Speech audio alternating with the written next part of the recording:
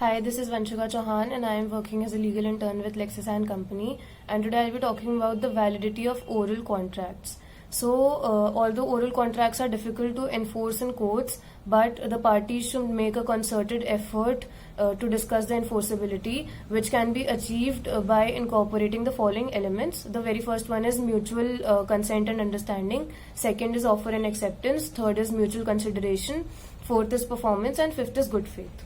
So if you have an oral contract and want to enforce it against the other party, one way to do is by collecting evidence. Also talking about the acceptability of oral agreements under the Indian Contract Act. On the validity of oral agreements, while dealing with several cases, the courts recognized that acceptability of oral agreements, once they were found to be fulfilling the essentials provided under Section 10 of the Indian Contract Act, are valid. As we have seen in the case of Alka Bose versus Paramatma Devi, the Supreme Court, by coming to the conclusion of the case, observed that how oral agreements are valid. A sale agreement can also be oral and valid. It is not necessary that agreement should be written.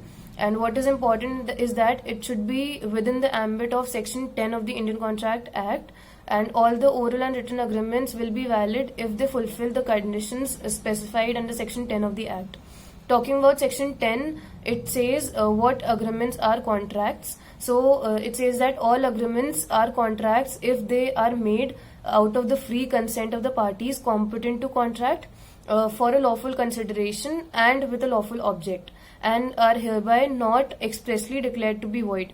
So it basically lays out three essential requirements that the agreement should be done between people with free consent, and the party should be competent to contract. It should be for a lawful consideration and with a lawful object. So these were the conditions or the requirements under Section 10 of the Act. Talking about another case of Sheila Gehlot versus Sonu Kochar, the Delhi High Court observed that oral agreements are valid and enforceable, and there can be no dispute about it. Until there is anything which needs to be written, an oral agreement will enforce. Further, for a contract, there has to be some proposal and acceptance.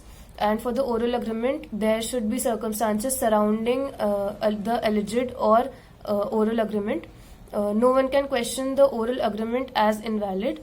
Further, talking about the judicial pronouncements on burden of proof, in the case of S.V. Narayan Swamy versus Sathvi Raman, the Karnataka High Court said that the appellant successfully proved the existence of an oral agreement, and the appellant filed the case for specific performance of a sale agreement.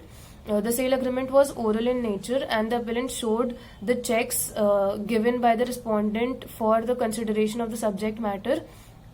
Further, the respondent willfully acted towards the agreement, and even from the witnesses who were examined, it was clear that an agreement existed between the two parties. And after considering the shreds of evidence produced by the appellant, the court held that there was an oral agreement between the two parties, and the checks are shown as an evidence that entire considerable amount was paid, and this clearly proved that there existed an oral agreement.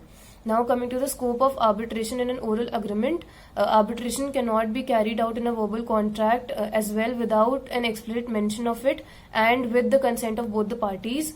Therefore, there are two requirements for an oral agreement to have to consider arbitration. First is that there should be an express mention of it in the agreement, and second is that both the parties should have consented to arbitration. Further, in the case of MR Engineers and Contractors Private Limited versus Somdutt Builders Limited, the Supreme Court held that since there is no specific reference to the arbitration clause in the standard terms and conditions, the arbitration clause cannot be said to have been incorporated into the purchase order. So, concluding all this, it can be said that oral agreements are not non-existent.